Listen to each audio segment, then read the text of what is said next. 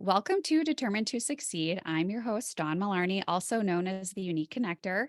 So I'm so excited to have this guest on today. I know there's sometimes some confusion out there of, are you a salesperson? Are you a consultant? Are you a social media influencer? What are you? Tell me more. So I'm excited to have you on the show today. Thank you. So my name is Ema Roloff, and I'll give you my official title, and then we can talk a little bit more about maybe why there's some confusion associated with it. But I'm the director of sales for property and casualty insurance solutions for a company called EIS. So we help insurance companies with their core software platform to do things like pay claims, manage your insurance policy, receive your bills, pay your bills, all of that kind of operational stuff that an insurance carrier needs to worry about. In addition to that role, I also have a YouTube series called Leading Change. And this is kind of my second iteration of that. But over the course of the last 3 years, I've had the opportunity to interview hundreds of experts talking about both insurance technology and change across all industries. And then I also have a TikTok where I make a lot of lighthearted content and try to kind of breathe a little bit of entertainment into the value that I'm bringing to people that I interact with on social media. So to go back to your question, a lot of times because I'm very visible on social media and I've had the opportunity to build this really wonderful community, which has led to speaking engagements and the like, I'm often asked when I tell people that I'm in sales, why I'm not in marketing. Or I have Mhm. people tell me that they're shocked I'm not a consultant because I don't feel salesy in the way that I approach building a community on social media. And so my response to that is always, well, I'm a consultative salesperson that knows how to build a brand. Mm. And that's partially because I don't think you can do the type of sales that I do without being consultative, knowing how to listen and how to approach problems from different perspectives. And like that's any of my peers should be able to do that, whether they're doing the social media side of it or not. But I also really, maybe this is the millennial in me, but I really believe in the power of social selling, building relationships through social media in an avenue that we didn't have the opportunity to 10 years ago, and using Mhm. that as a vehicle to help my prospects and clients solve problems. And that might not be solving a problem for them right this minute, but building a relationship over time that when they have a problem I can solve, I'm the first person that they reach out to. And so it's a long play strategy. It Yeah. takes time to build up, but I'm pretty bullish on the benefits that come from that. And bringing those benefits that we see in the consumer side of business all the time paying off and really ramping up these businesses and bringing them into the B2B space. Mm, I love that. And this is why I kind of giggle why, your past colleague introduced us because we have similar things but differences, and I think that's where even my past was kind of similar, where it was we're in so many different roles, but that doesn't mean that's like the cookie cutter of what your position is. You have to think outside the box. How can you be creative? How can you build a brand? How can you build a community where sometimes you have that red tape in some of these industries? And so I love that you're thinking outside the box and also bringing a new idea to other people that there isn't limits. And so I guess, even for you through this journey of things, what's helped you push past maybe the perceptions that people give, or even too when it comes to social media of like, no, I'm going to just try this because what's it going to hurt? So, what has been like something that pushes you to keep going? So I would say initially, the push came from my husband and Mm, COVID. It was kind of mm, like this perfect storm. So, like so many other salespeople, when COVID hit, I had tons of meetings canceled or, people putting stuff on hold, just as everybody was trying to figure out what was going on in the world. And I always joke right when we realized that it wasn't quote unquote 2 weeks to stop the spread. I was sitting with my husband and I'm like, if this is our new reality, I have to figure out how to do things differently because yeah. I am not going to sit here and like cold call people about unprecedented times. That's not how I work. And prior to COVID, I was doing lunch and learns and, meeting clients in person. And I had always been very educational in my approach to sales. And all of that kind of came to a screeching halt. And so his response to me when we were talking through this, he's in the digital marketing space. He's a sales consultant now, specifically focused on helping people figure out how to social sell. And his response to me was, why don't you try video? And I was like, who watches video on digital transformation? Like, is that something anybody even cares about? And he was like, well, what's the worst? No one watches it then. I Like, know, right? try it and see what happens. And so that kind of challenge, I would say, he knows me well. He knows how to goad me into things like the half marathon I'm running this summer. He knows when to push and how to get me to like kind of take that competitive nature. And so it was like this, like, why don't you try? Yeah. And so I actually just made a post about this yesterday because I was having a similar conversation with someone else. And I went back and looked at that very first interview, and it's terribly uncomfortable for me to watch. The lighting is bad. The angle of my camera is wrong. The sound on the other person's side is terrible because I was like recording it from my speaker on my computer, just like all these things. But I started. Yeah. And and within 4 weeks, I had figured out some of the stuff that was working and some of the stuff that wasn't. And that first interview, I remember being so excited seeing the views that were on that. And that perception from where I was there to where I am now is completely different. But I started and I made progress, and I got kind of that initial like feedback from people of like, oh, this is the kind of content we'd like to engage with, or like, we like this, more of this. And slowly over time, I started building it. And I would say that lesson of like, well, why not try, is something that kind of like resonates in the back of my mind on a regular basis now. And sometimes I need that push from James to, you should try this, or you should, pivot into this direction, or have you done this with that client? We have a lot of that kind of conversation in our house. But now some of my internal dialogue is that now too. And just over the course of my career, that like, what's the worst outcome? Even when it's like a difficult conversation you have to have with a customer, like Yeah. that mentality of like, well, what's the worst that's going to happen? And kind of like setting that as like what you're preparing yourself mentally for, and then being like, oh yeah, that's not actually that bad. I should just do what I need to do. So things like the TikToks, I had actually vehemently like drawn a line in the sand that I wasn't going to download TikTok and I wasn't going to have it on my phone because that wasn't for my age group. Yeah. And then like everybody in our generation, I went and watched Reels and basically was consuming TikToks anyhow. And there was one sound that kept running around in my head over and over and over again. And I was like, okay, you know what? I just need to try it because it's not going to get out of my head until I try it. And again, what's the worst that happens? I post it, nobody engages with it, nobody likes it. Okay, I move on with my life. And then I couldn't figure out how to export it from Instagram into a format that I could post on LinkedIn. And my Instagram is like my family and friends. It's not business. I didn't want to like start spamming people with content that was based on my career.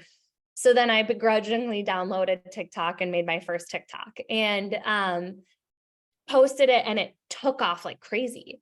Like I had never had a post do that well on LinkedIn, not on TikTok at that point. And was like, okay, well, clearly people are enjoying this kind of content. So now I'm going to continue with it. So a lot of it is like this, I'm just going to try it. And there's been stuff I've tried along the way that didn't resonate and didn't do well. And I backed off of it. And nobody's ever been like, oh, do you remember that one time you posted something that no one liked? Like nobody pays attention to that. Nobody's looking at that. So it doesn't matter in the long run. And so that mindset has been something that's like really powerful for me across the board. Yeah. You had so many great things there of like, you just need to try. And that's where I think sometimes we get so caught in our head of, well, how is everybody going to interpret this? Or are they going to remember this? Like as if they're thinking about us 24/7 when they're really not. And so I love too how you're saying like, what's the worst that can happen? But also too, what's the best thing that could happen? And look at this, you're making a change, you're making a ripple in the industry and trying something new, and you're getting seen, the business is getting seen, and you're being a bigger resource even for your clients. Like you're just building that trust with them. And that's the part too that I think some people forget in business. It's not just to be out there and to be silly or to make people giggle. It's like, no, I'm getting information out there. I'm building trust quicker, faster. And so the leads are going to come in quicker because they know me and they know me in a different way.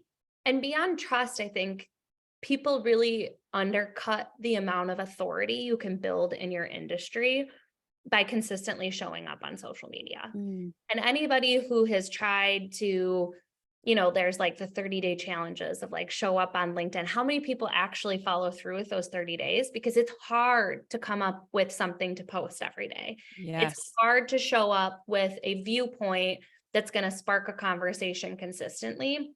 And if you don't know the ins and outs of your industry and the pain points of your buyers, it's even harder to show up every single day and consistently deliver content. And so, like, when you do start to do that, you're automatically building your authority as an expert within the space because you're speaking to their problems every single day. Now, they might not see every single one of your posts, and very few people will actually see every single one of your posts. But like Mm-hmm. just today, I made a video, I posted it. It was 7 seconds long.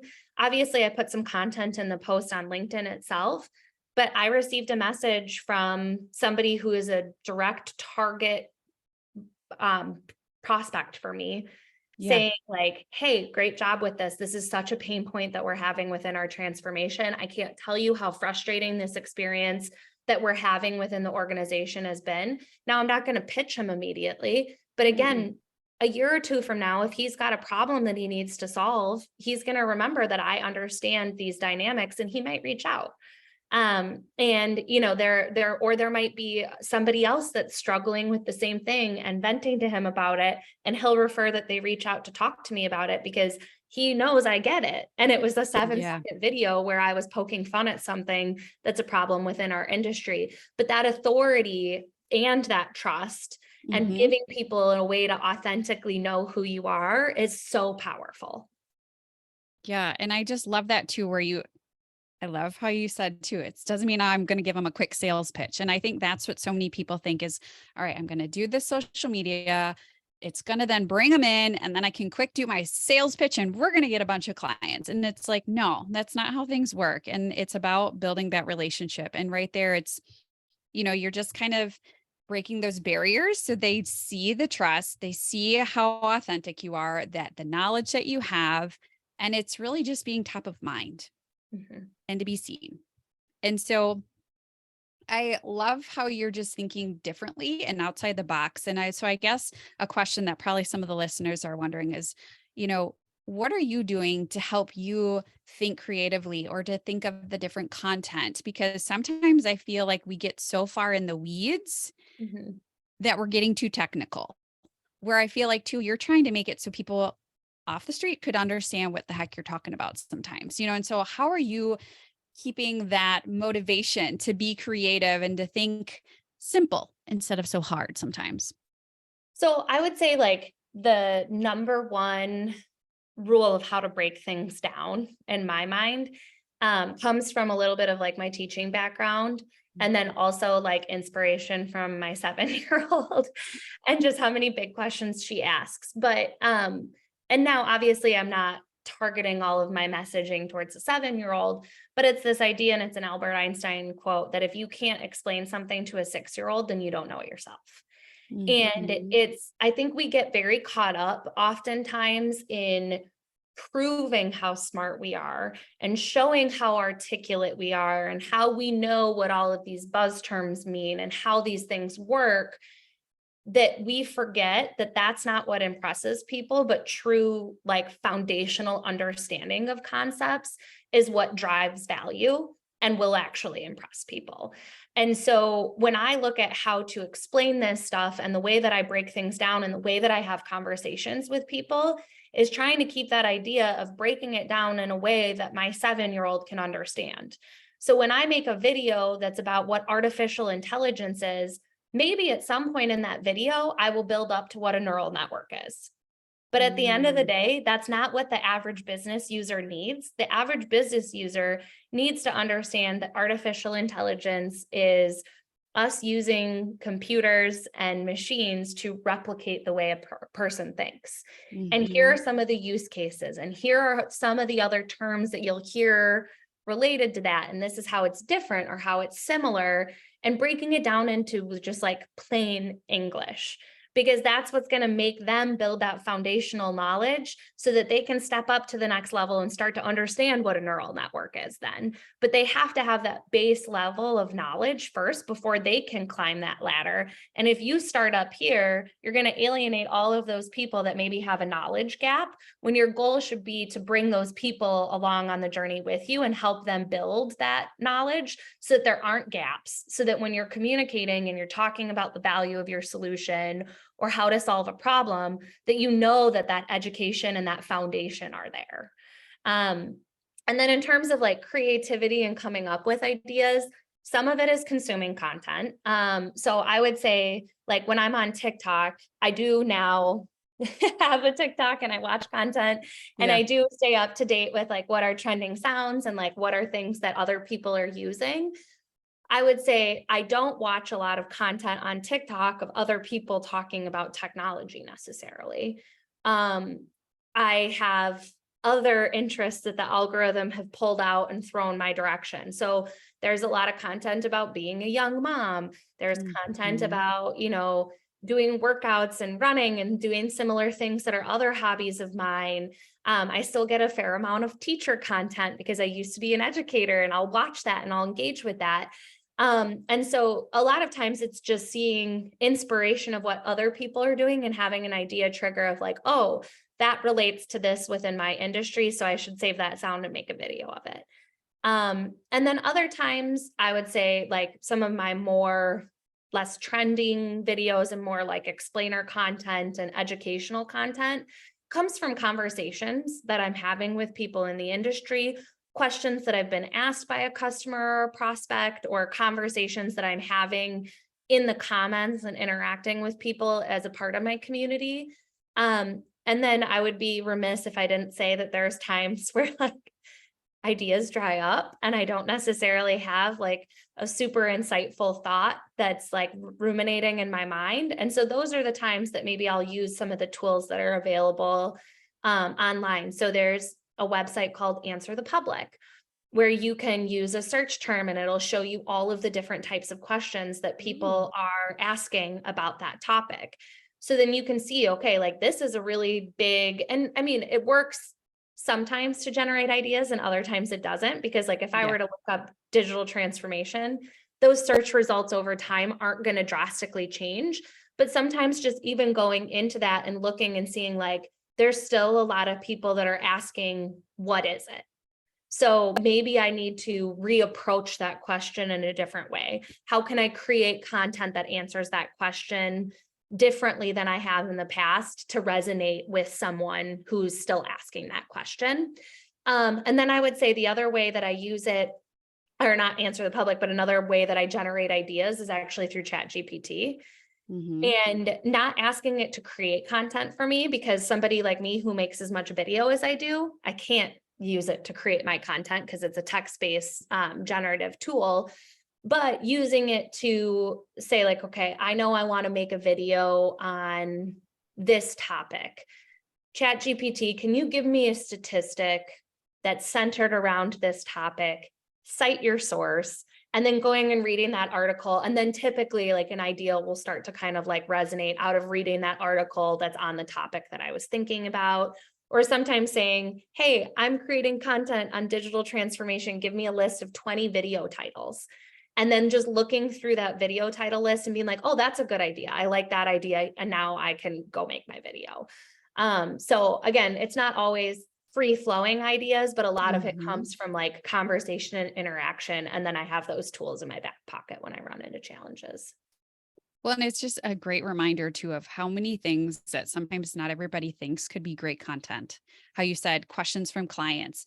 And sometimes it is reading an article, or it's sometimes thinking a different perspective of a younger child, how they ask 50 million questions, Um, I love how you're thinking differently. And two, one question that probably some people are wondering, which even for myself is too, it's like, so how are you separating even your life from online of social media? Because we do all have different interests. Like you said, you get different things that are coming for fitness, you're about your family. How are you disconnecting from it when it's so part of your routine almost sometimes? So I'm actually not a huge social media person in my private life. Mm, I haven't had Facebook since I graduated college. okay.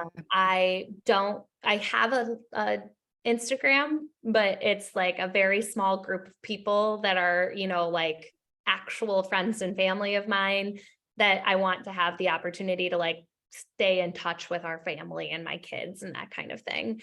Part of it is like my social media activity is typically very driven by my goal to build a community in this space within digital transformation and change management. So that Okay. helps kind of delineate things.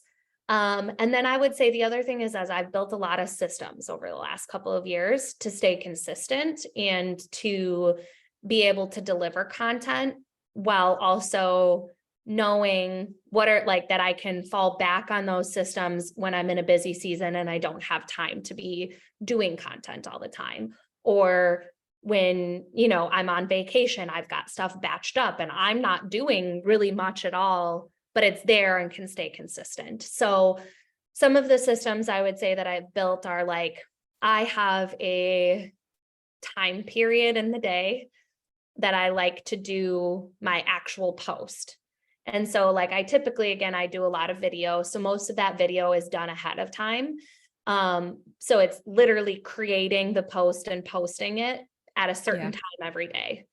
And now you can schedule stuff too. So that helps. Mhm. So when I'm busy, I will be up at 6 o'clock in the morning when I'm traveling before I go down to the gym. I'll pop my glasses on and schedule my post and then go about my day.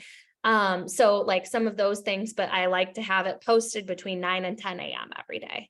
And so like, again, just kind of like if 10 o'clock in the day starts to roll around and I haven't made a post yet, that's kind of like I've built that habit where it almost feels like, oh man, like what am I doing? I'm falling down on the job. But I've done that because it like holds me accountable to get it done every day. I've also built a schedule of types of content that I like to share each day so that it takes some of the guesswork out of it. And then that also, again, kind of going back to that balance question, it lets me balance how and when I'm going to create that content because I know what needs to be available when. So on Mondays, I usually post a video that's like me talking about a concept within transformation or change. And those videos are recorded when I'm out on a walk or a run on my own on the Mhm. weekend. So it's, 5 minutes of my walk or 5 minutes of my run where I'm out and I'm not around my kids or my husband and I'm just kind of in my own head. Yeah. And then I've gotten to the standpoint where like when I'm filming it, I film it so it's really easy to edit. So like it takes 5 minutes to record and 10 minutes, 10, 15 minutes to edit. And that's like, the kids are napping or we're watching cartoons or something and I can quick edit that and then that's ready to go by Monday. My interview series, I will typically have a number of interviews kind of batched up and ready to go. So especially when things get busy, I've got a runway where I don't need to feel anxious or upset that I haven't got the Mhm. content ready to go. And I purposely don't really edit my interviews because that Yep. takes additional time. So the It does. conversations are what they are, ums and Yep. all included. Yep. Same. But yeah, so those are posted on Tuesdays. And then I have like another kind of like more educational explainer video that's usually posted on Wednesdays. I usually post events or things that I'm involved in, webinars or upcoming conferences or those types of things on Thursdays. And then Fridays are like my more trending TikTok-y like videos. And then I don't post on the weekends. So I've got this like content schedule in my mind, again, whether other than watching these kinds of conversations where I'm explaining my process, I don't think anybody else notices that that's my schedule. So if Mhm. a week happens where I don't have a video ready or there's not an event to promote or whatever else, I can come up with something else to do, but it takes some of the mental burden out of how I can show up consistently every day with that kind of schedule. Well, I love that. And you're laying it out so it's simple. I think that's where some people are just like so overwhelmed by it that they're not going to take action because they're thinking too hard about it. Where it's like, just try little steps here and then try it. Cause what's the worst that can happen? And I think too, just another reminder too, is not everybody's going to see every post, the algorithms and everything in the systems. So remember that it's not going to be, once you put it out there, everybody in the world seeing it at this moment. I mean, it's just, why not try it? What's the worst that can happen? It can bring new opportunities, new people, perspectives. Yeah. Well, and you don't have to, I mean, everybody's got their own style, and like you go out and you Mhm. look at different like influencers, like we'll go to LinkedIn because that's probably what most people are doing from a B2B standpoint. I do a ton of video. That is not everybody's cup of tea, nor does it need to be. I have Yeah. friends that have literally like 5 times, 10 times the following that I do, and all they ever post is memes. They've never put their, they don't put their face out there. They're going and they're taking it and they're making a connection to their industry, but they're posting those memes. There's people who literally are just really good at sparking a conversation and asking a question. So maybe it's you've got a great network of people that are focused on the same things that you are, and you ask a daily question and you spark discussion and comments and interaction that way. I know other people who, are very analytical and methodical in the type of content that they're posting. So they're posting big blog posts and articles or research that they're doing, and they don't post as often, but when they post, it's got this impact and this research behind it. So a lot of it is figuring out what your go-to is and what you can really consistently show up with. So maybe it's a sentence every single day that's a question, and that's what you can show up with every single day.